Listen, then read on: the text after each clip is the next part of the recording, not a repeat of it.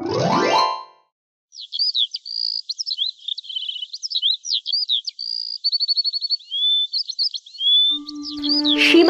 গ্রামে দুই বুড়ো বরেন্দ্র আর নরেন্দ্র বাস করত। ওরা দুজন ছিল খুব ভালো বন্ধু। দুজন তাস খেলে দিন কাটিয়ে দিত। একদিন তারা বসে বসে তাস খেলছিল।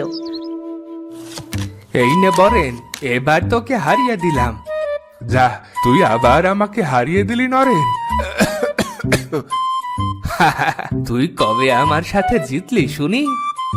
এটা কিন্তু ভুল বললি নরেন, আমি কিন্তু কালকেই তোকে দুইবার হারিয়েছি। ও তাই তো, বয়স হয়েছে তো এখন আর মনে রাখতে পারি না বেশি কিছু। হ্যাঁ রে নরেন, বয়সটা তো কম হলো না, কাজকর্ম এখন আর বেশি একটা করতে পারি না। আমারও তো তাই অবস্থা। বাড়িতে ছেলে বউটা উঠতে বসতে খোঁটা দেয়, কাজ করতে বলে, কিন্তু আমার কি আর গায়ে গতরে সেই জোর আছে নাকি? বুঝলি নরেন, আমার অবস্থাটাও খানিকটা তাই। দুই ছেলেকে কত কষ্ট করে মানুষ করলুম, আর এখন তারাই খাওয়ার খোঁটা দেয়, বুঝলি তো? বউটা মরার পর থেকে আর সুখটাও কপালে জুটলো না। এভাবেই দিন কাটাতে হবে, এই আর কি। তা তো ঠিক, কিন্তু তুই অমন করে কাশছিস কেন আজ? ঠান্ডা লাগিয়েছিস নাকি? আর বলিস না, ঠান্ডার সমস্যাটা আজকাল ভারী বেড়েছে, বুঝলি? তা ওষুধপত্র খাস না বুঝি? আর ওষুধ, ছেলেটাকে বললাম কাশির ওষুধ লাগবে, সে মুখ ঝামটা দিয়ে বলল পরে পরে বসে থাকলে তো অসুখ লাগবে। মেয়ের বাড়ি কদিন থেকে অসুখ ভালো করে ফিরতে পারো না? এই ছেলেগুলো বিয়ের পর কেমন বউয়ের ন্যাওটা হয়ে যায়। কই বাপু, আমাদেরও তো বিয়ে ঠা হয়েছিল, তা বলে বাপ মায়ের অযত্ন তো করিনি কোনো কালে। সে কি আমিও করেছি নাকি? আর ভালো লাগে না বুঝলি বরেন, এই বাড়িতে থাকতে আমার আর ভালো লাগে না। সারাদিন ছেলে বউয়ের মুখ ঝামটা আর খিটপিট শুনে মনে হয় একদিকে বেরিয়ে যায়। তা কোথায় যাবি শুনি? চোখ দুটো যেদিকে নেয় সেদিকেই হাঁটবো। আমারও কি ভালো লাগে নাকি এখানে থাকতে? যদি পারতাম তো আমিও বেরিয়ে পড়তাম। তবে থাক, আজ উঠি রে, দেরি হয়ে গেল। আচ্ছা যা তবে।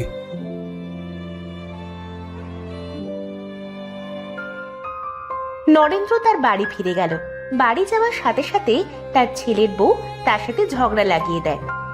এসেছেন আপনি, এসেছেন? এত সময় ছিলেন কই শুনি? সারাদিন কোনো কাজকর্ম তো করেনি না, উল্টে গায়ে হাওয়া লাগিয়ে ঘুরে বেড়ান। তাই এরকম ঘুরে না বেরিয়ে কিছু কাজ তো করতে পারেন নাকি? রাগ করছো কেন বৌমা? আমাকে কি কাজ করতে হবে বলো, আমি করে দেব।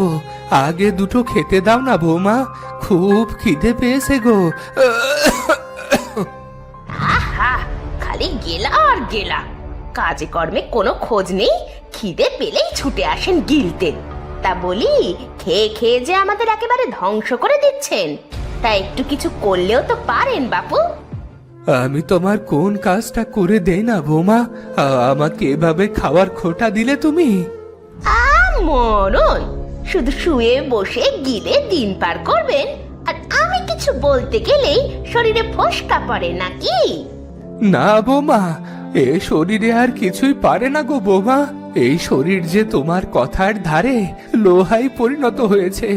হয়েছে হয়েছে, এই নাকি কান্না নাটক না ফেদে একটু কাজ করে আমাদের উদ্ধার করুন এবার। নাটক যত সব। না, তোমার দয়ায় আর না বৌমা, এ বাড়িতেও আর না। তোমরা সবাই সুখে থাকো। আমি বরং যাই যাই যাই যাই, আজ থেকে যাই। এই বলে নরেন্দ্র বেরিয়ে গেল বাড়ির থেকে। কোথায় যাচ্ছেন কোথায়? আবার তো ফিরবেন আমারই ঘরে। নরেন্দ্র আর পিছনের দিকে না তাকিয়ে সোজা চলে গেল বন্ধু বরেন্দ্রর বাড়িতে। গিয়ে জানলার বাইরে দাঁড়িয়ে দাঁড়িয়ে শুনতে পেল বরেন্দ্র আর বরেন্দ্র ছেলের কথা। বাবা, এভাবে কথা বলছিস কেন? আমি কি তোর ঘরে বোঝা হয়ে গেছি? তা নয় তো কি শুনি, তোমার জন্য তোমার বৌমার কত কাজ বেড়ে যায় বলো তো, তার উপর নতুন নতুন ফরমাস চালাও। যখন তুই ছোট ছিলি তখন তোর মায়ের আর আমারও তো কত কষ্ট হতো তোকে পালতে, আর আজ তুই আমাকে এভাবে কথা শোনাচ্ছিস? ঠিক আছে, আমি আর কোনো দিন তোর বাড়িতে পা রাখবো না। আমার বাড়িতে পা রাখবে না তো যাবে কোথায়? দেখবো দেখবো। এই বলে বরেন্দ্র বাড়ি থেকে বের হয়ে গেল। আর তখন বরেন্দ্রর সামনে আসে তার বন্ধু নরেন্দ্র, যে এত সময় ধরে তাদের সব কথা শুনছিল আড়াল থেকে। কোথায় যাচ্ছিস বরেন? আরে নরেন, তুই এখানে? তুই না বাড়ি চলে গেলি? হ্যাঁ রে, চলে তো গিয়েছিলুম, কিন্তু থাকতে আর পারলাম কই। কি হয়েছে খুলে বলতো নরেন, তোকে এমন দেখাচ্ছে কেন? শোন তাহলে। নরেন্দ্র সবকিছু খুলে বলতে লাগলো বরেন্দ্রকে। বুঝেছি বুঝেছি, আমার সাথেও তো এমনই ঘটনা ঘটলো রে নরেন। সব শুনেছি বন্ধু, আমি সব জানি। তা কি করবি ভাবলি এখন? ফিরে যাবি আবার? না, এই প্রাণ থাকতে আর ওই বজ্জাত মেয়ে মানুষের বাড়িতে ফিরবো না। যা হয় হোক কপালে। তা তুই কি করবি? আমি আবার কি করব? তোর সাথেই যাব, ওদের কাছে আমি আর ফিরবো না। তা তো ঠিক আছে, কিন্তু এবার আমরা যাবোটা কোথায়? কি বা খাবো রে বরেন? চল দেখি কি করতে পারি, কিছু না কিছু একটা ঠিক করব দুজন মিলে। ঠিক আছে, চল তাহলে। দুই বন্ধু নরেন্দ্র আর বরেন্দ্র জঙ্গলের পথে হাঁটা ধরল। হাঁটতে হাঁটতে তারা ক্লান্ত হয়ে গেল। না, আর যে হাঁটতে পারি না, রাতও তো প্রায় হয়ে এসেছে। চল আজ রাতটা এখানেই কাটিয়ে দিই। ঠিক আছে, চল ওই গাছটার নিচে শুয়ে আজ রাতটা পার করে দিই।